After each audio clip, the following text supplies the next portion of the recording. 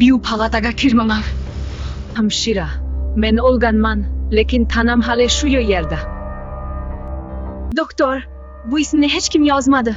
Bu sizning ismingiz. Soat tungi tort, oh edi. Shifoxona ichida esa odatdagidek sukunat hukm surardi. Faqat yurak monitorlarining sekinasta chiqargan ovozi va uzoq yo'laklarda yonib ochib turgan lampalarning xirillagan nuri bor edi. Ammo aynan shu paytda hech kim tilga olishni yoqtirmaydigan olti palata tomondan to'satdan chaqiruv tugmasi jiringlab ketdi.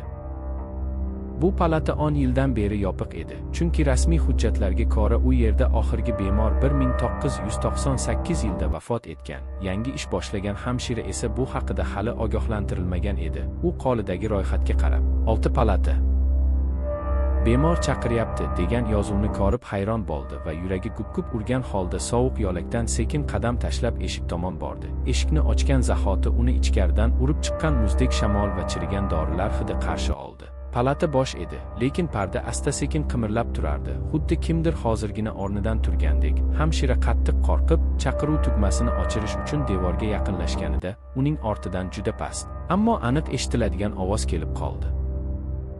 Hamshira men hali ketmadim. U orqasiga qaradi, ammo hech kim yo'q edi. Shunda palata ichidagi monitor birdan ozozdan yoqilib, tekst chiziq o'rniga sekin urayotgan yurak chizigini ko'rsata boshladi. Hujjatlar stolidagi eski daftar ochilib ketdi va unda qon rangiga o'xshash siyoh bilan chiqarildi. 1998 deb yozilgani ko'rindi. Aynan shu lahzada chaqiruv tugmasi yana bir marta jiringladi. Hamshiraning quloqlari shangillab ketdi, nafasi qisildi. U tashqariga yugurmoqchi bo'ldi, ammo eshik yopilib qoldi. Qorong'ilik ichidan asta-sekin odamga o'xshash soyalar shakllana boshladi va o'sha ovoz yana qaytardi.